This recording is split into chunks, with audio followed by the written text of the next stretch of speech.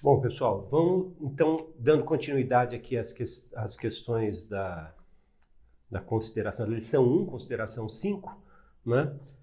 Vamos agora fazer uma certa explicação, vamos detalhar algum vocabulário que a gente precisa ter com uma clareza um pouquinho melhor para aplicação de exercícios e depois no todo do aprendizado, tá?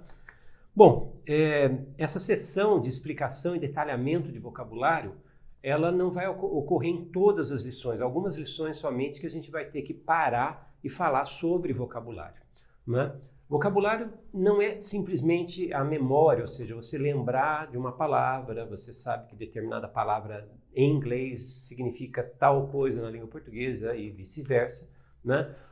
A questão do vocabulário muitas vezes envolve alguns raciocínios, alguma necessidade de ser melhor explicada a palavra, né? E é isso aí que a gente vai falar agora na lição 1, na consideração 5, tá? Bom, de qualquer forma, né, um outro tópico também, antes de começar especificamente com as palavras, né, que nós vamos estudar, é importante lembrar, né, que uma coisa que se dá pouco valor em relação às palavras, em verdade, é a questão da classificação das palavras, né? Eu tive um professor que costumava dizer que quando você não dá nome, você não tem como chamar, você não tem como gritar o nome, você não tem como chamar o assunto, a pessoa, né? Então, se eu tenho a classificação das palavras, se eu entendo que determinada palavra é um adjetivo, que aquela determinada palavra é um advérbio, que muitas vezes, né, aquela palavra que originalmente é adjetivo pode funcionar como um advérbio, né? Tudo isso esclarece a utilização, né? É um grande erro, no meu ponto de vista, não ter essa classificação das palavras, porque com a classificação eu sei como usá-las, né? Algumas são muito óbvias, algumas é realmente um assunto muito fácil, todo mundo sabe que, sei lá, de repente parede é um substantivo, né? E falar é um verbo, tá? Mas as classificações, elas vão nos ajudando, né, na aplicação específica da palavra, né? E contextualizada, sabendo que aquela palavra se encaixa bem dentro daquela frase, daquela oração, daquela fala, daquela parte escrita, tá? Então, é importante, sim, ter a classificação. E a gente inicia, né, a consideração 5 falando exatamente do pronome adjetivo demonstrativo, né? Então, o que é pronome adjetivo demonstrativo? Bom, em inglês, né, o nosso tópico aqui vai trabalhar com essas 4 palavras, né, que são pronomes, ou seja, elas funcionam na substituição, né, de um substantivo, né? Ela é também um adjetivo, ou seja, ela pode qualificar uma palavra, adjetivo tem a função qualificadora, e é demonstrativo, ou seja, ela indica posição, né, em relação à pessoa que fala, né?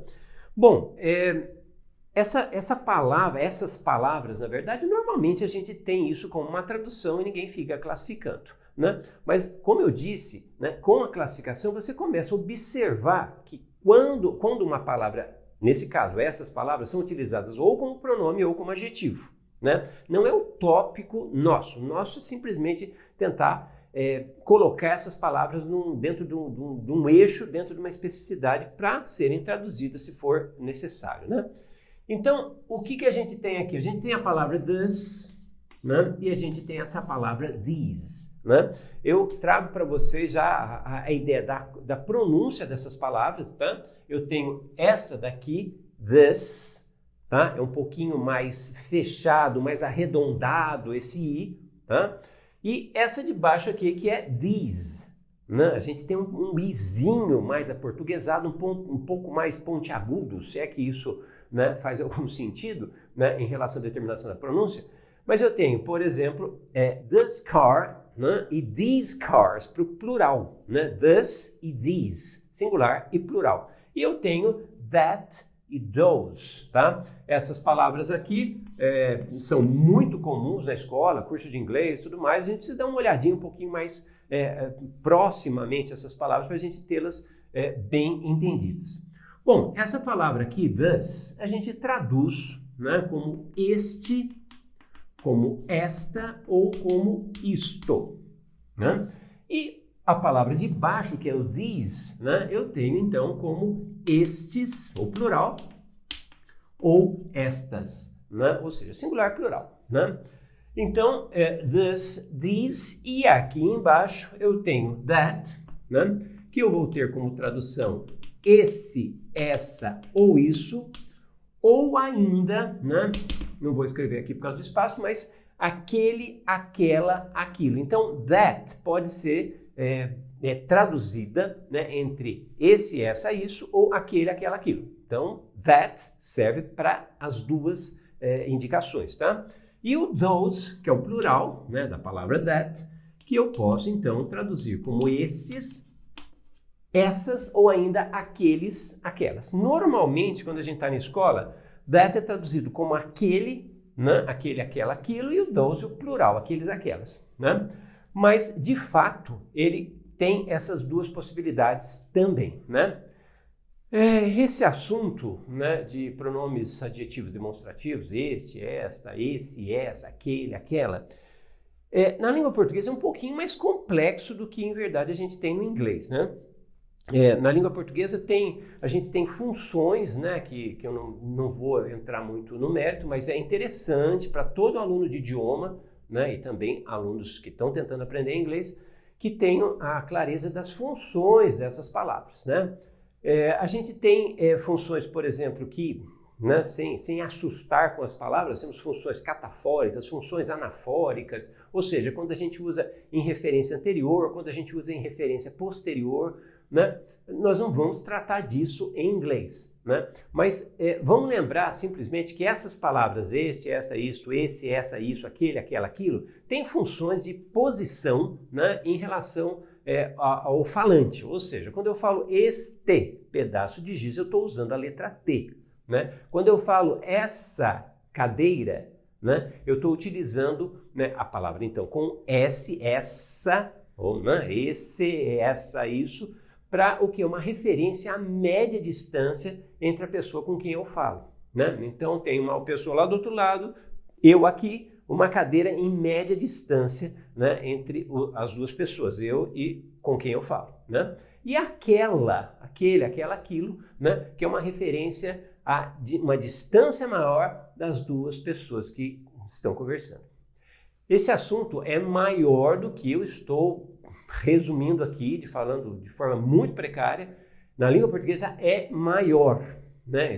Tem mais considerações em relação a esse assunto. Por enquanto, em inglês, né, tudo que a gente precisa é a referência posicional, ou seja, este, this ou these, né, e that, those, como sendo esse, essa, isso, né, aquele, aquela, aquilo, ou o plural, né? Então, essas palavras todas, elas podem funcionar como pronome, ou seja, substituindo, né, um substantivo ou qualquer outro termo, né, que funcione assim, e elas também podem ser um adjetivo. O adjetivo é muito simples, né? Se a gente pensar, por exemplo, mas como que essa palavra funciona como pronome ou como essa palavra funciona como adjetivo?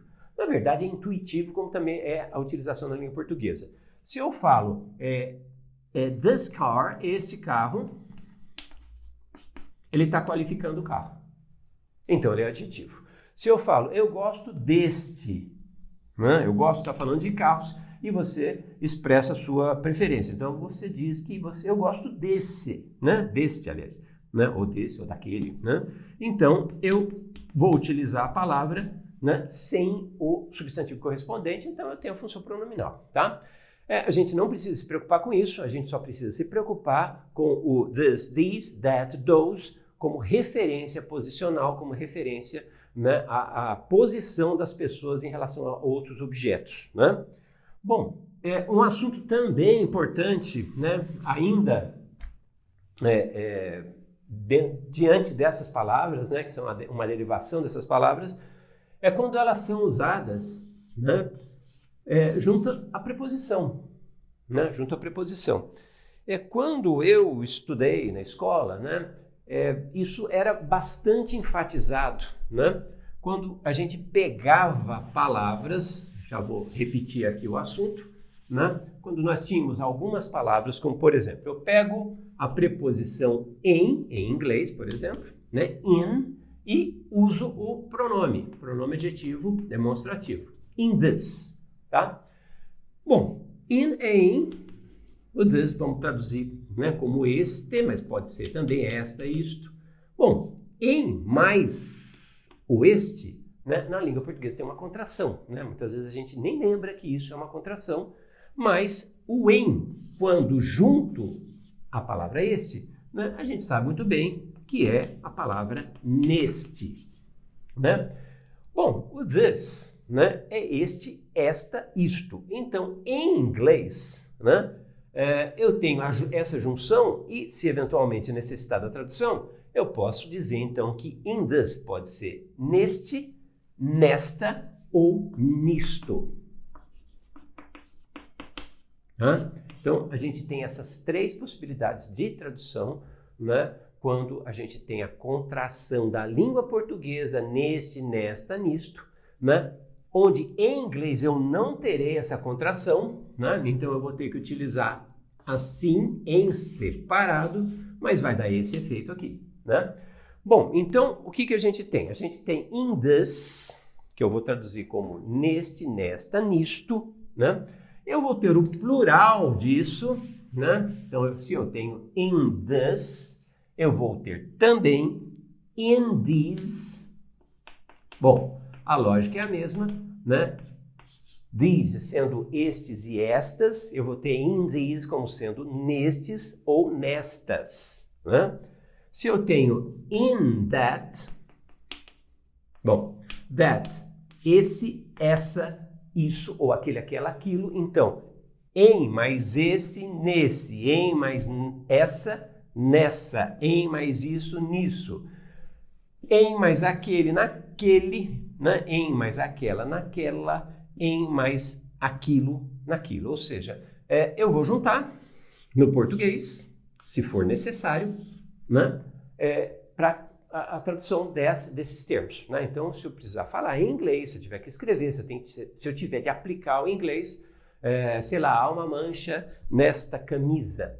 Nesta é em mais esta. Então, é in this shirt. Né? In this shirt, nesta camisa. Tá? Bom, também aqui, né? In those. Those é o plural de that. Né? Então, se that é esse, essa, isso, aquele, aquela, aquilo. Né? Então, those, né? Vai ser esses, essas, aqueles, aquelas. In those, em essas, nessas, né? Nesses, naqueles, naquelas, tá? Não existe naquilos, né? Então, o que a gente tem, né? Em português nós temos contrações, em inglês a gente tem isso de forma analítica, ou seja, em separado, tá? Bom, isso é super importante, né? Primeiramente, a óbvia distinção das palavras, this, these, that, those, né? Com relação à distância, né, do falante, né? Como eu disse, é uma questão, nesse caso, posicional, né? Então eu tenho nenhuma distância, o giz está na minha mão, este giz, esse giz de média distância, aquele giz de longa distância, né? E a partir de que quando eu sei essas palavras, eu entendo this, these, that, those, eu vou então juntar isso à preposição in e criar as contrações, né, que existem em português, não existem em inglês, mas vocês têm que lembrar disso, tá? Então, in this, in these, in that e in those. Lembrando ainda, né, a questão da pronúncia this e a pronúncia these. Cuidado, porque essa palavra, ou essas duas palavras, elas não, normalmente, não são muito foco de atenção das pessoas que falam inglês, né? Então, dos estudantes brasileiros, né? Então, lembrando sempre, né? Eu sempre vou lembrar o curso. O curso é dirigido, esse curso, em verdade, né, é feito para brasileiros tentando aprender inglês, né? Não é um curso estrangeiro, obviamente, né? Onde não se tem linhas de raciocínio comparativas, né? Quando você só tenta aprender um idioma sem linhas comparativas, ele não tem o atrito suficiente, né, para criar inteligência de aprendizado, inteligência de ensino, né? Pensem nisso, né? Isso não é acúmulo de memória, eu preciso raciocinar em cima também, tá?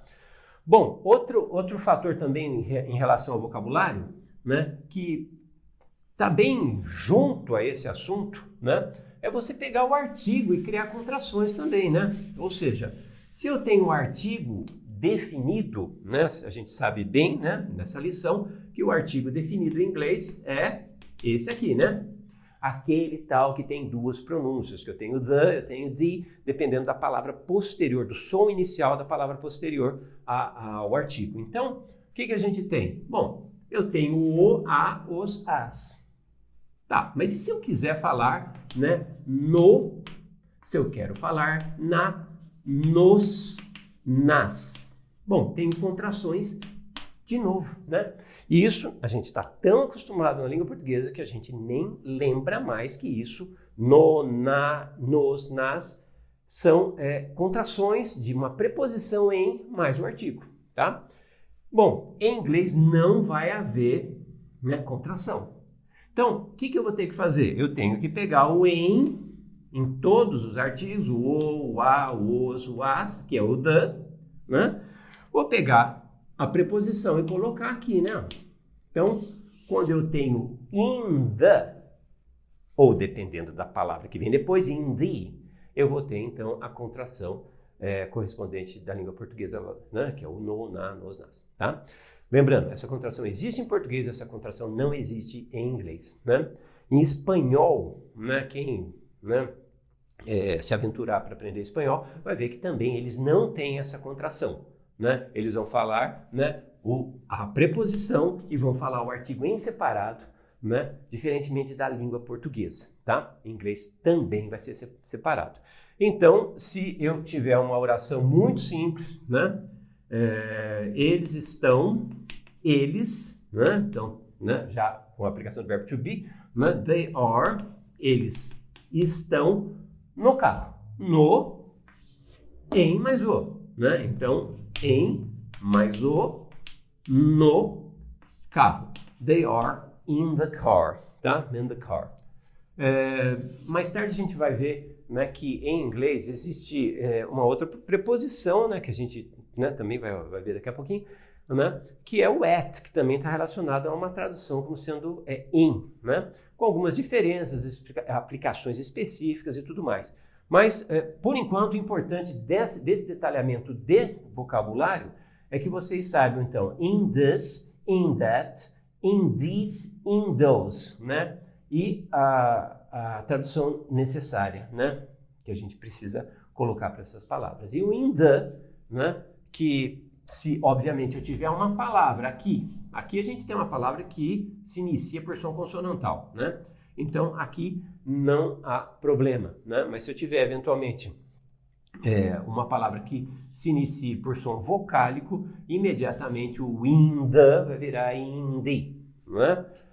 Bom, em relação a essas palavras, acredito que seja isso, né? Então, são pronomes adjetivos demonstrativos e eu tenho essas aplicações, que é uma coisa muito fácil, né? Mas tem muita gente que tem dificuldade, né, dessa ideia, dessa contração, porque nunca percebeu que em português é uma contração. E outra coisa, às vezes, é a memória, né? Então, a pessoa às vezes tem dificuldade, por incrível que pareça, mas acontece, né? Ter a dificuldade de memorizar que o this é o este, esta, isto, que o plural dele é o these, que é estes, estas, que o that é esse, essa, isso, aquele, aquela, aquilo, e assim vai, né? Então, eu preciso memorizar essas palavras, eu preciso saber o que elas significam, como se aplicam, né? E essas contrações, aliás, não existem as contrações em inglês. Essas contrações, como elas são expressas, essas contrações de língua portuguesa, como são expressas em inglês, tá? Bom, o segundo tópico, que também é muito importante em relação à lição 1, ao vocabulário da lição 1, é lembrar, né, o que é pronome neutro. Então, o segundo tópico do detalhamento de vocabulário é lembrar o que é, ou aprender o que é pronome neutro, né? Pronome neutro. Bom, antes de tudo, na língua portuguesa não existe pronome neutro. Na língua portuguesa eu tenho gênero nos pronomes, né? Então, eu tenho ele ou ela, pronome de terceira pessoa, tá? Primeira pessoa eu, segunda pessoa tu ou você, né? Terceira pessoa de singular, ele ou ela, tá? Então, na língua portuguesa, a gente tem os pronomes dentro de gêneros, né? Os pronomes de terceira pessoa, ele ou ela, ou seja, masculino ou feminino.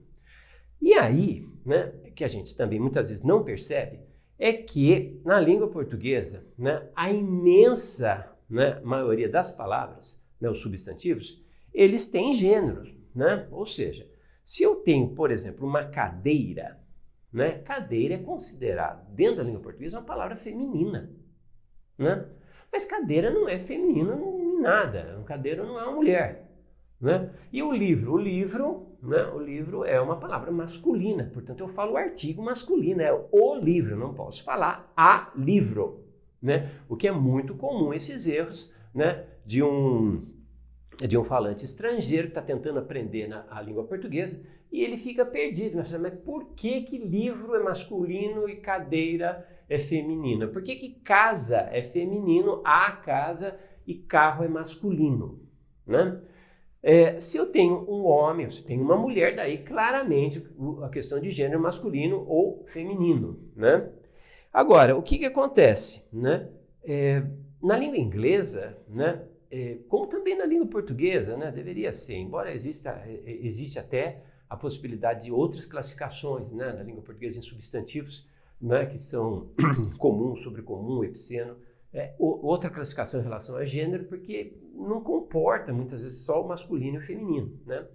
Então, para que a gente tenha, né, essa questão, né, você tem, por exemplo, né, o João é ele, né, e a Maria é ela, né, dentro da ideia básica, antiga de gênero, masculino e feminino.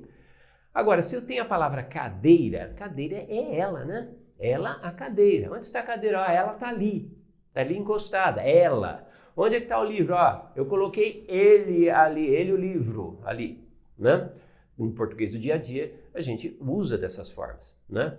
Agora, em inglês, isso não tem cabimento, porque livro não pode ser he e cadeira não pode ser she. Carro não é he, não é ele, ou não é homem, e a casa não é she, não é ela, né? Então, aí é que entra o pronome neutro. O pronome neutro não é uma mistura dos dois, né? Não é uma possibilidade onde eu misture he, misture... Não. O pronome neutro significa não há nada ali como informação de gênero. É um vazio, é neutro, né? Então, quando eu me refiro, né, a uma casa, a um livro, basicamente objetos nas coisas, embora pode até vir a funcionar com um animal, até com uma pessoa, né? Mas que eu não tenha referência de gênero. Por exemplo, um bebê, não sabemos ainda se é um menininho ou se é uma menina, né? Pode haver até uma referência em determinada frase, né, a partir da palavra it, que é o pronome neutro, né?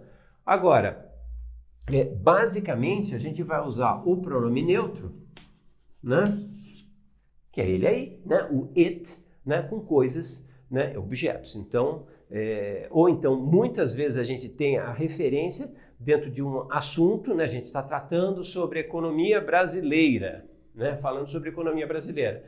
Ela quem? Economia brasileira. Esse ela não vai ser she, vai ser o pronome it, né? Bom, a gente deve lembrar, né, que na língua inglesa, né, de forma bem simplificada também, né, os substantivos, eles se dividem, né, em masculino, né, onde o pronome de referência é ele, né, em feminino, onde o pronome de referência é ela, né, e a gente também tem os substantivos, que são determinados substantivos comuns, né, os substantivos comuns, né, eles servem tanto no masculino, tanto no feminino e muitas vezes até na questão do neutro. Por exemplo, né, se eu tenho a palavra, por exemplo, friend em inglês, né, friend. Bom, em português eu tenho amigo e tenho amiga, eu tenho diferença de gênero na formulação da palavra, né? Agora, o que a gente tem em inglês é friend. Friend serve para um, serve para outro. Não há necessidade de ter essa definição entre gênero masculino e feminino com a palavra friend, né? Então, se eu tenho friend, pode ser he, pode ser she, ou pode ainda, em determinados casos, ser it. Então, em inglês, a classificação, né, masculino, feminino, comum, por exemplo, a palavra teacher é comum. Né? Então, basicamente, né, você tem uma palavra teacher, masculine, é masculino, é feminino? Não, é comum, né? Serve para ambos os casos. Algumas palavras que em português, né, a gente tem clara divisão entre masculino e feminino, professor, professora, amigo, amiga, né? E que em inglês não, né? Agora, por exemplo, a palavra criança da língua portuguesa, né? Em inglês é child, child é comum, né? Serve tanto para masculino, feminino e eventualmente até neutro. Agora, para nós aqui, né, o que a gente tem é o quê? A classificação das palavras como sendo neutro. O neutro, o pronome de referência é it. Tá aqui, tá? Então, vamos lembrar, o pronome neutro, prioritariamente, é uma referência a objetos, a coisas, a objetos. Ou até referências abstratas, como eu falei para vocês. Nós estamos discutindo a economia do Brasil na década de 50. Tá? A economia é ela, a economia, ela, a história do Brasil. Tá?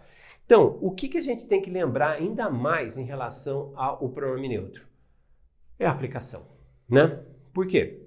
O pronome neutro, ele é utilizado muitas vezes no inglês, né? Onde eu tenho uma referência, vamos dizer assim, né? que pode sim, se o pronome está substituindo um substantivo, pode haver uma referência, né? Como, por exemplo, eu estou falando do tempo, se está frio, se está calor, né? Daí eu tenho uma referência do tempo, né? O tempo é masculino, é feminino, é neutro, né? Então, aí no caso não é um objeto físico, palpável e tudo mais, mas eu tenho uma referência de um substantivo. Né? O tempo atmosférico, está calor, está frio e tudo mais. Então, se eu falo o tempo, como é que está o tempo? Né? Eu vou falar com o pronome, né? Se eu quiser utilizar o pronome, eu vou usar ele, o tempo atmosférico. Então, se eu eventualmente quiser falar que está frio, peraí, está frio, quem que está frio? O tempo está frio. Então, quem que eu vou usar? Pronome neutro, né? Então, está aqui do verbo to be, ó, ele é ou ele está, né, nessa lição, né, acabamos de ver. Então, it is cold. Está frio. Então, eu tenho que utilizar a referência com o pronome neutro. Né? Então, vamos imaginar, você foi lá, fez uma prova, voltou, vamos conversar agora sobre a prova e eu pergunto, né? Foi difícil? Foi difícil. Mas o que foi difícil? Né? O que foi difícil? Né? Supostamente a prova, né? A prova foi difícil, estou perguntando, né? Então, o que vai ocorrer? Uma oração como essa foi difícil, tá? Aqui tem alguém, que no nosso caso é a prova. Então, o que vai acontecer? Essa oração, por acaso, né? Ela está no passado, interrogativo, né? Passado do verbo to be, passado interrogativo. Então, eu tenho I was, you were, he was, she was, it was, né? We were, they were. Então, eu tenho uma oração que está no passado interrogativo. E aí, o que eu vou fazer? Bom, se fosse afirmativo, seria aqui, né? Eu tenho o verbo to be, eu teria que obrigatoriamente usar o pronome neutro para sustentar o verbo aqui. Então, se eu tenho uma afirmativa, foi, it was, eu não posso, né, começar pelo to be aqui. Eu tenho que ter uma base, eu tenho que sustentar a ação, e a ação, se existe uma ação em inglês, é necessário um autor, é necessário alguém que faça essa oração, o sujeito. Quando esse sujeito não está expresso, ou ele é inexistente, como por exemplo em português, está chovendo, né, ou quando ele tem uma expressão que não é nem masculina nem feminina, eu tenho pronome neutro em utilização. Então, se eu digo foi difícil numa afirmativa, eu tenho it was difficult. A partir do momento que eu tenho uma pergunta, pergunta, verbo vai anteceder o sujeito. Quem que é o sujeito? Quem é, afinal, o autor da ação do foi, né, do verbo to be no passado? Pronome neutro. Então, se eu tenho aqui, foi difícil? Voltando aqui para a pergunta, né? Não posso começar, de novo, repetindo a história, não posso começar pelo verbo to be. Então, eu vou ter was it, pronome aqui. Como está lá na lição 1, né, no quadro ali do verbo to be. Então, eu tenho to be no passado afirmativo, I was, you were, he was, she was, it was, naquela parte, então com o pronome it. Depois eu vou ter negativo, it wasn't ou it was not, e a pergunta, was it difficult? Olha aí, was it difficult? Então, pessoal, eu não posso, né, deixar como na língua portuguesa, a partir do verbo isolado sem um sujeito que faça ação. Então, em inglês é essencial. Só mais um exemplo, né? Que na aula de resolução dos exercícios vocês vão ver isso, né? Alguns desses exemplos, inclusive acho que esse daqui está aqui, tá aliás na sequência dos exercícios. Se eu digo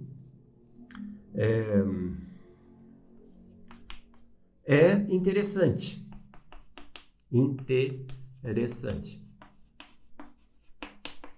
Não, é interessante. Faça a oração. É interessante. Bom, aqui a gente tem um presente. Vou deixar a ideia de exclamação, vou considerar a estrutura afirmativa. Então, eu tenho um presente afirmativo de verbo to be, né? Presente afirmativo de verbo to be. I am, you are, he is, she is, it is. Alguém tem que fazer as vezes desse ser, né? Do né? Então, se eu estou dizendo que é interessante, eu não posso começar pelo verbo. Todo verbo em inglês, o verbo aplicado, né? O verbo aplicado dentro de um tempo precisa de um sujeito que o sustente. Então, aí o que a gente tem? Né? It is interesting. It is interesting. Então, é interessante. De novo, estou usando aqui o quê? Pronome neutro. Não posso deixar a oração sozinha. Não posso deixar o verbo sem um autor, sem alguém que faça a ação por ele expressa, tá? Então, a ideia do pronome neutro é muito importante, né? Vocês lembrarem. Se a gente estuda meio de forma descuidada, né? O que ocorre é simplesmente que a pessoa vai direto por aqui, né? Tá difícil? Is difficult. Não. It is difficult, né? Pergunta, tá difícil? Is it difficult? Interrogativa negativa, não estava difícil. Wasn't it difficult? Ou ainda, was it not difficult? Assim como a estrutura do verbo to be lá no passado, né? Bom, pronome neutro é o segundo ponto. Então, primeira consideração em relação à questão vocabular, né? São o this, that, these, those. Segundo ponto é o pronome neutro, tem que prestar atenção na utilização dessa palavra it, tá? E vamos para mais um, que é o terceiro ponto em relação à questão vocabular. Bom, o próximo, terceiro item, é a palavra home. Né? Então, o terceiro item aí que está na apostila, né? Home, ou que a gente tem a utilização aqui, essa expressão que está na lição 1, que está nos exercícios, né? At home. Essa palavrinha aqui, home. Bom, no início dessa aula eu falei para vocês, olha, como eu lembrei de um professor, né? Falava, se você não sabe o nome, você não tem como chamar, né? E é difícil convencer o aluno, né, da eficácia, da prática disso, né? Como é importante, né, para o desenvolvimento integral do aprendizado de um idioma, não só inglês, você saber, né, classificar as palavras. O que vai acontecer com essa palavra home? Bom, a palavra home, né, na maioria dos casos, quando a gente vai ver no dicionário, você pergunta para um professor, o que ele vai falar? A palavra home significa lar, né? Então, lar. Então, eu tenho aqui a tradução lar. Então, qual que é a diferença de um lar para uma casa? Bom, nem toda casa é um lar, mas todo lar, supostamente, é uma casa, né? Embora a gente possa expressar isso, né, de forma muito expansiva, né? Uma cidade pode ser seu lar, um país pode ser seu lar, o coração de alguém pode ser o lar, né? O que importa é entender o seguinte, home é lar. Então, por isso a gente tem a expressão home, sweet home, lar, doce lar, e não house, sweet house, né? Então, a palavra home, ela é a palavra casa é a palavra lar, porque o lar é a casa no sentido afetivo, né? O sentido aconchegante da palavra, né? Que expressa a ligação sentimental que uma pessoa tem com um lugar, né?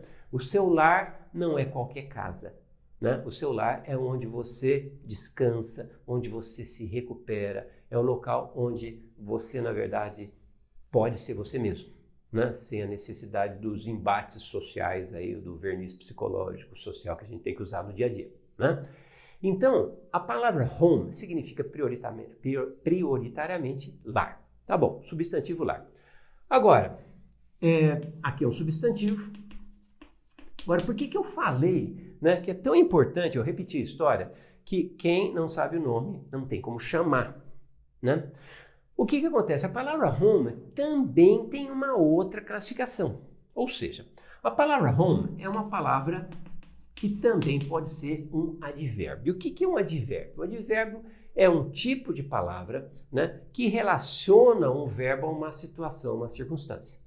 Como, por exemplo, a circunstância de tempo, uma circunstância de lugar, uma circunstância de modo. Por exemplo, eu trabalhei muito, né? Eu tenho esse muito como um advérbio, né? Eu trabalhei ontem eu tenho um advérbio que está relacionando isso, é uma questão de tempo, né? Eu trabalho todos os dias, um advérbio de frequência, todos os dias.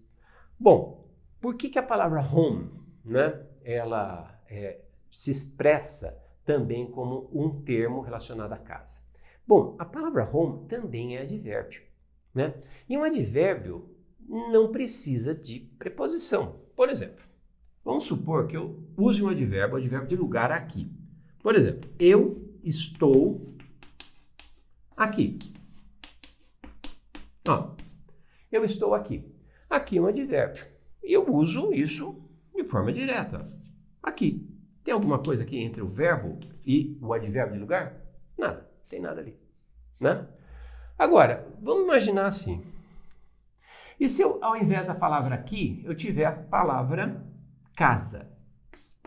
Eu estou casa. Espera aí. Porque eu estou aqui, cai bem ao ouvido, e eu estou casa, tem alguma coisa faltando. Bom, o negócio é o seguinte. Casa não é advérbio. Casa é substantivo. A palavra aqui é um advérbio por natureza. Nasceu advérbio de lugar. Quando eu tenho um advérbio de lugar, eu não preciso da preposição, né? Quando eu tenho um substantivo funcionando como um advérbio, nesse caso advérbio de lugar, eu vou precisar de uma preposição aqui para formar essa ideia adverbial. Então, aqui eu vou ter que usar a preposição em. E o termo todo em casa, tá? Então, em casa funciona adverbialmente, né? Função de lugar, dá a referência de lugar, assim como a palavra aqui, que por natureza já é um advérbio por origem, né? Então, em casa, né, é uma maneira, né, de substituir um advérbio. Eu criei um advérbio a partir do quê? Né? A partir do substantivo casa. Eu criei, na verdade, uma locução adverbial, tá? Bom, o negócio é o seguinte, tá? E o que tem a ver a palavra home? A palavra home, né, ela é substantivo lar, mas ela também é um advérbio. E advérbio, como eu disse, não precisa de preposição. Então, veja bem, se eu quero falar eu estou aqui, né? Eu estou aqui. Bom, palavra por palavra, sequencialmente no inglês. Eu estou aqui. I am, verb to be. I am here. Eu estou aqui.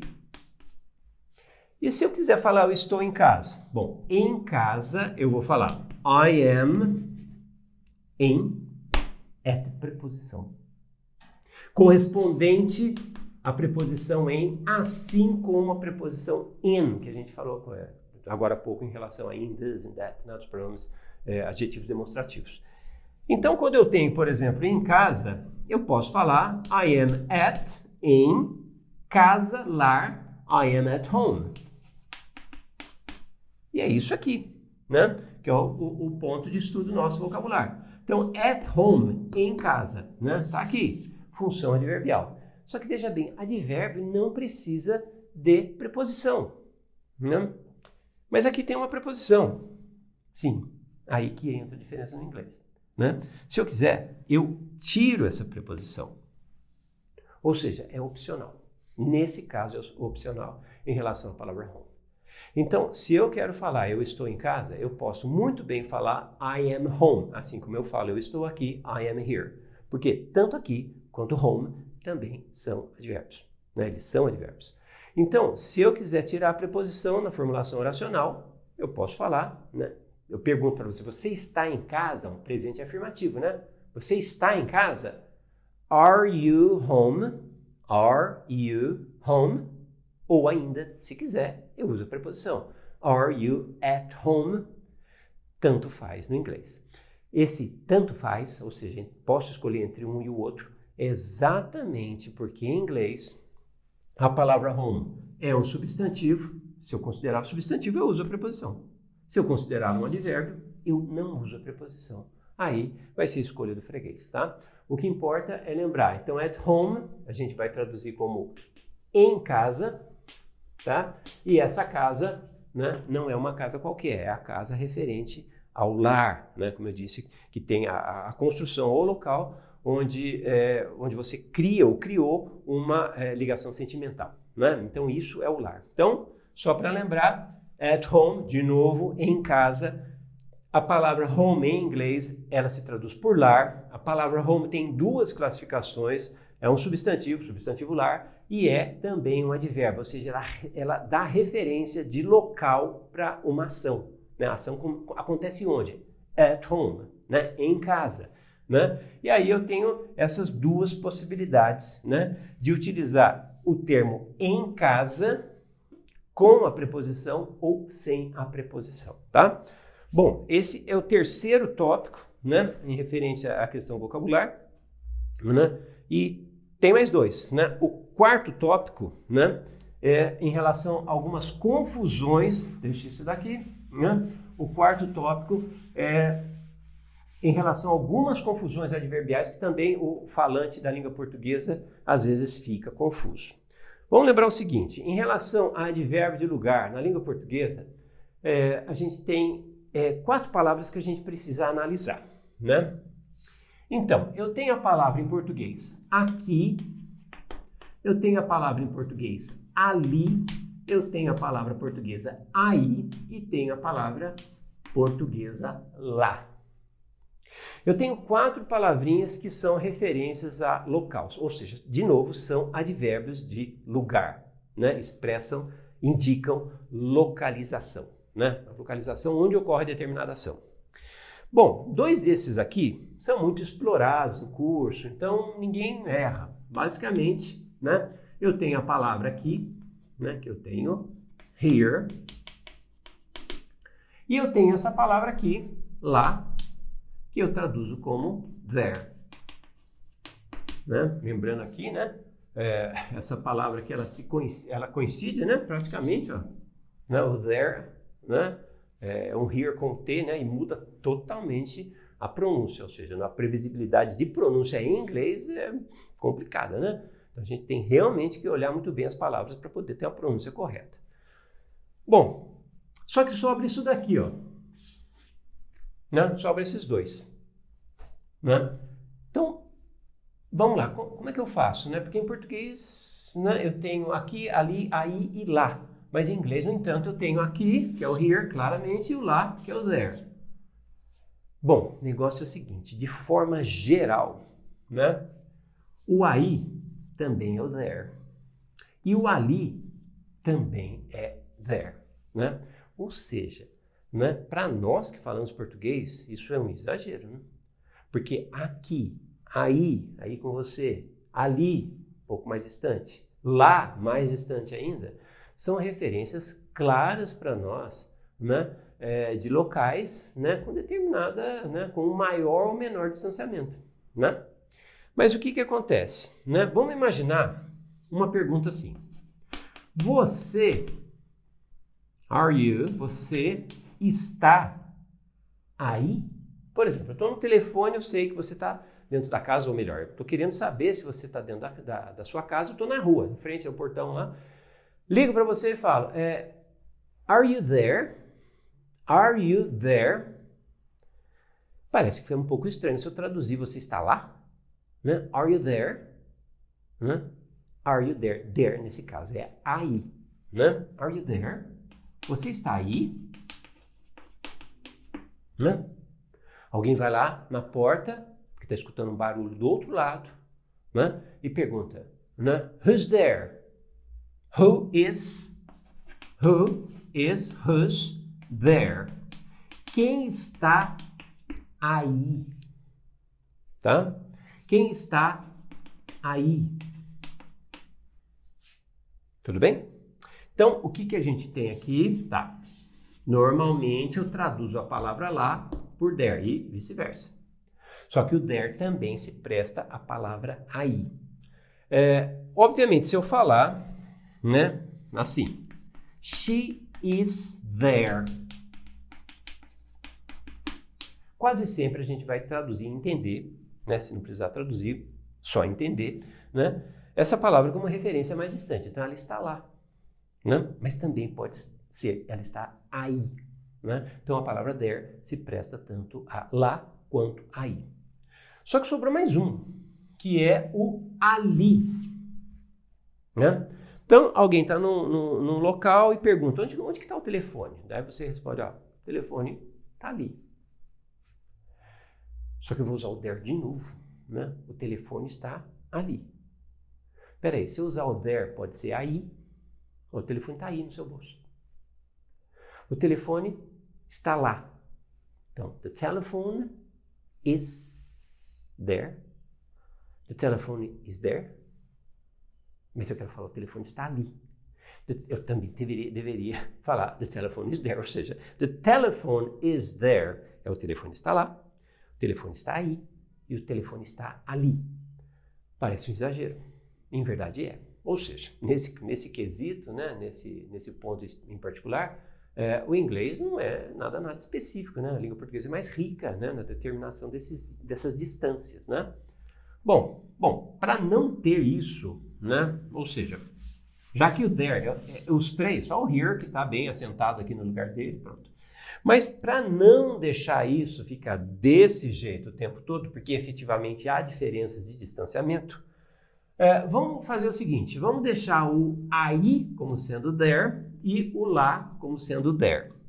E aqui a gente vai quebrar o galho. Se eu tiver que falar o telefone está ali, né, nesse caso, eu vou usar uma expressão, vou acoplar a palavra there, essa outra palavrinha aqui que é over, que é uma preposição, né, ou uma partícula adverbial, melhor, e vou o quê? Colocar a palavra there. Então, esse over there, né, vai ser o nosso quebra-galho, né, para a expressão da palavra ali. Né? Então, vamos combinar o seguinte. Over there é ali, aí e lá, there, e aqui, here. Tá? Então, essas palavras, elas são muito utilizadas, e na língua portuguesa a gente usa toda hora, né? Acontece muito em inglês também, então preciso ter essas distinções, tá? Então, lembre, saiam só dessa ideia básica de aqui e lá, né? A gente tem 4 palavras de referência na língua portuguesa e elas têm que ser bem discriminadas, né, na hora da utilização, tá? Bom, só tem mais um tópico, né, em relação à questão vocabular. Não é exatamente questão vocabular, não. Agora, aliás, é um ponto em relação à pronúncia de uma letra, tá? Não é vocabulário específico como foi até agora, mas é um ponto importante que já é legal tratar desde o início para que a gente possa trabalhar ao longo da aparição dessa letra. Bom, pessoal, é importante em inglês, toda vez que aparecer a letra U, a gente ter esse som esclarecido. A letra U, basicamente na língua inglesa, né, ela tem 3 sons. Né? Então, o que a gente tem aqui? Quando aparecer uma palavra onde tem a letra U, eu vou ter basicamente um som de U mesmo, como na língua portuguesa. Eu vou ter um som de IU, né? IU. né? Escrevendo aqui uma transcrição mais do som falado do que especificamente aí, né? Uma transcrição fonética, né?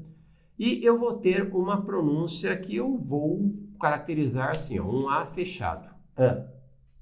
Então, quando aparece a letra U na língua inglesa, a gente vai ter que considerar 3 sons. U, U e A.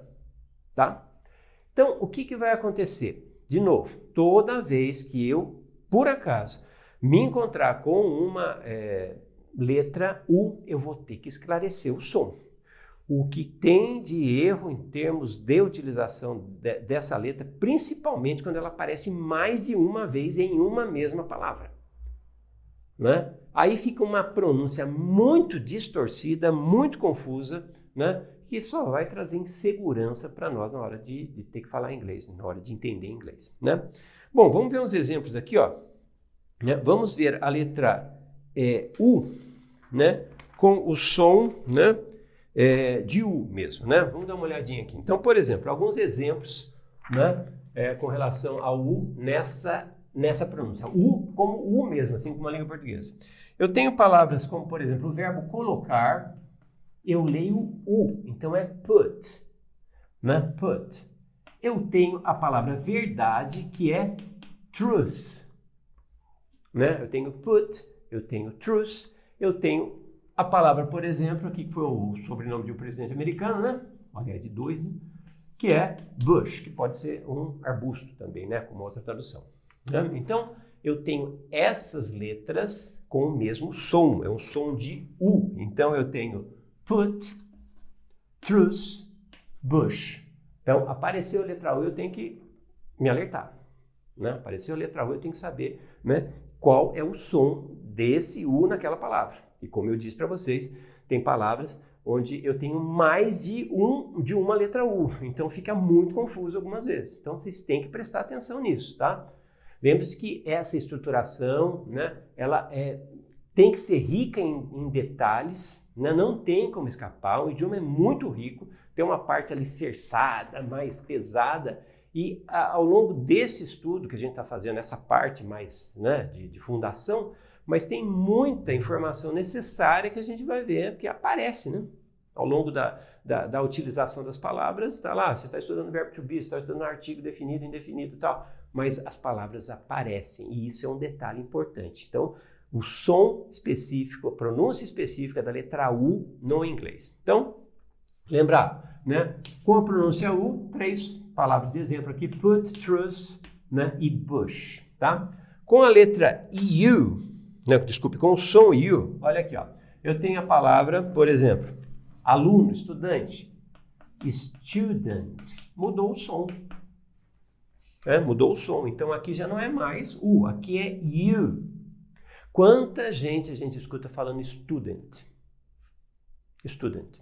E passa, né? Isso é algum crime? Vai cair o mundo? Alguma coisa? Não.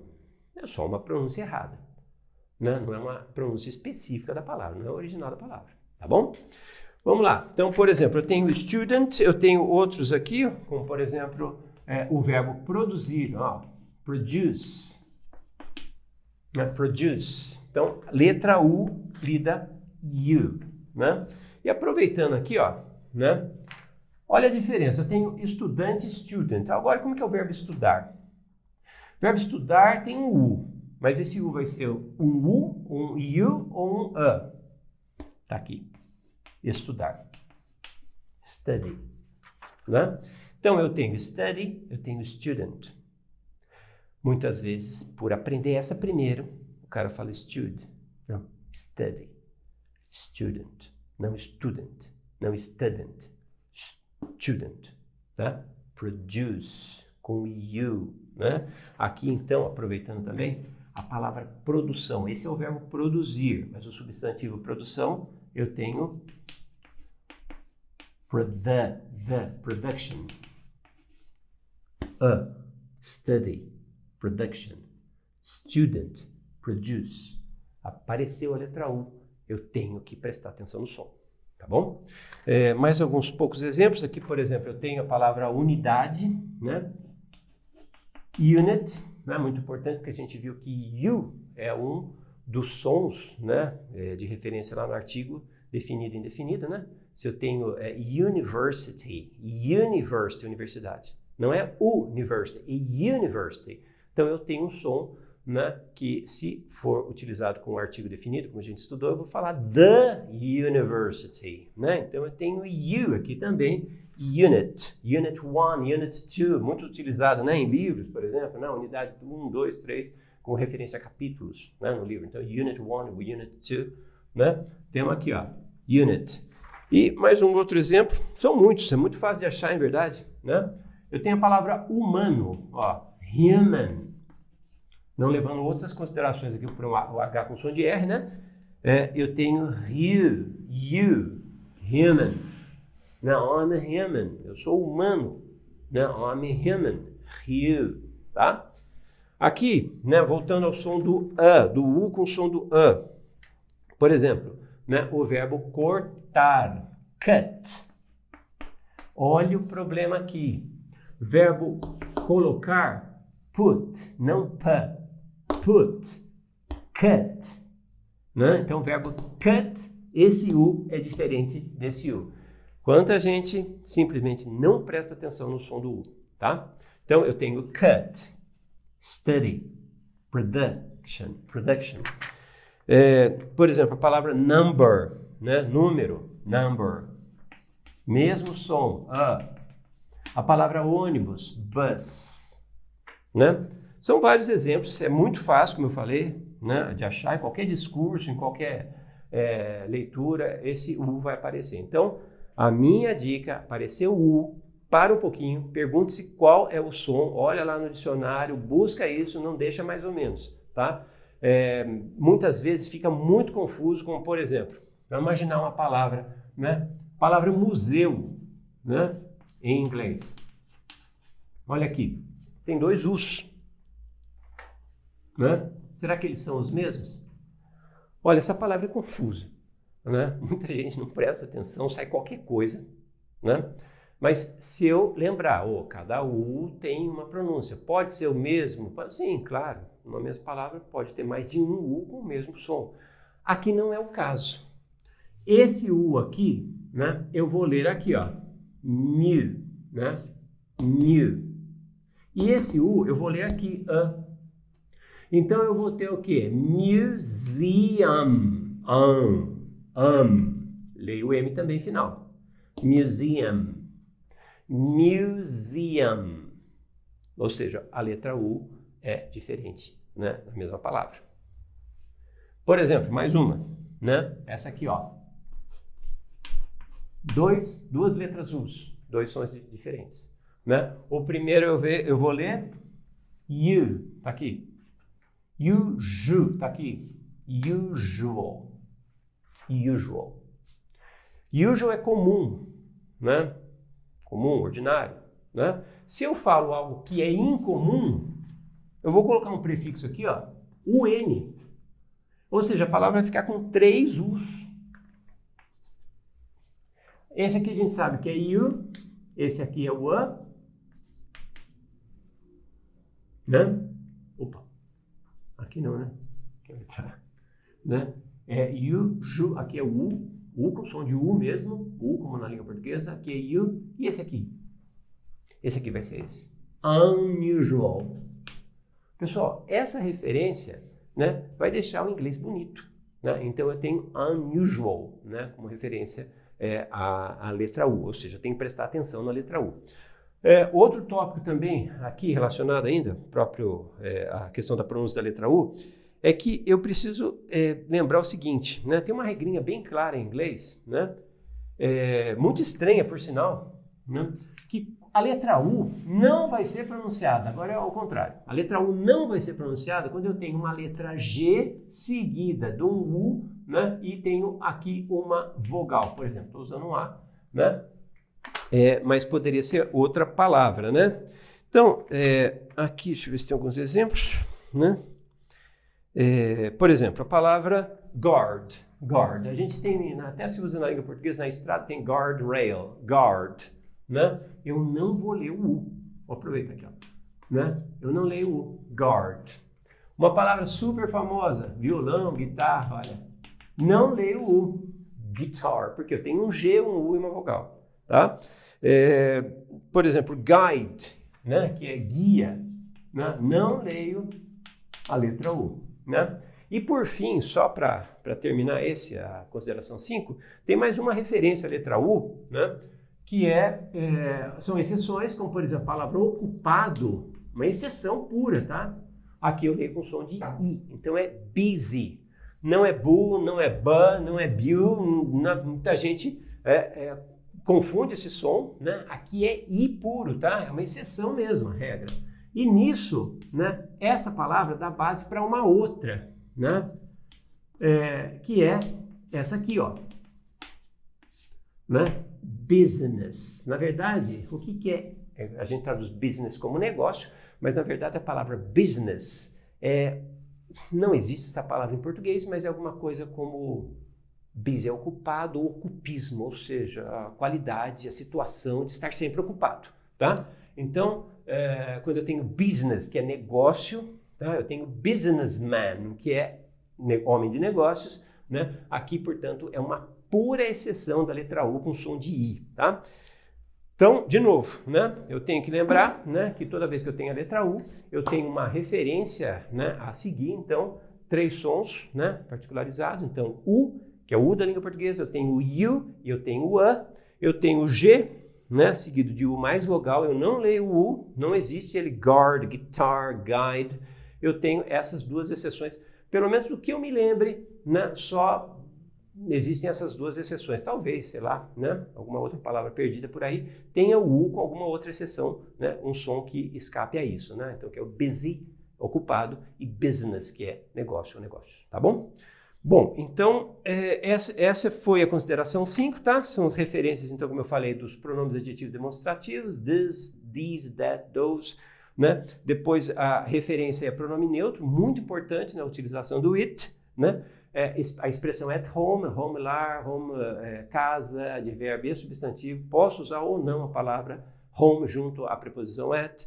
Depois tem o aqui, aí, ali, lá, né? A referência do here, do there, o there sendo lá, o there sendo aí, e over there, que é um quebra-galho em inglês para dizer o ali, né? A média distância. E depois o som do U, tá? Bom, essa foi a consideração 5, tem bastante informação, né? Tentem marcar isso, né? Tentem aos poucos fazer as revisões, a lembrar, né, que quando a gente começa qualquer tipo de estudo, qualquer desenvolvimento de ciência, de arte, as raízes de início são muito curtas, elas são muito pequenas na Terra. Eu preciso de algum tempo para enraizar mais, né, a planta, né? Você está aprendendo inglês, né? Mas o início é muito importante. Todo início é muito importante, porque ele que é o início do enraizamento. Nessa hora, quando a raiz é muito curta, qualquer vento, qualquer animal, qualquer coisa destrói, arranca a plantinha que é pequena, raiz curta. Depois que a planta se enraizou, aí ninguém tira mais, né? Mas eu preciso tomar um certo cuidado, eu preciso de uma certa disciplina, uma certa dedicação, né? Até que eu consiga esse enraizamento maior em relação a qualquer área. E para nós aqui é o inglês, tá? Então é isso, consideração 5, né? Questão de vocabulário e detalhamento. Próxima, a gente tem outro assunto, beleza?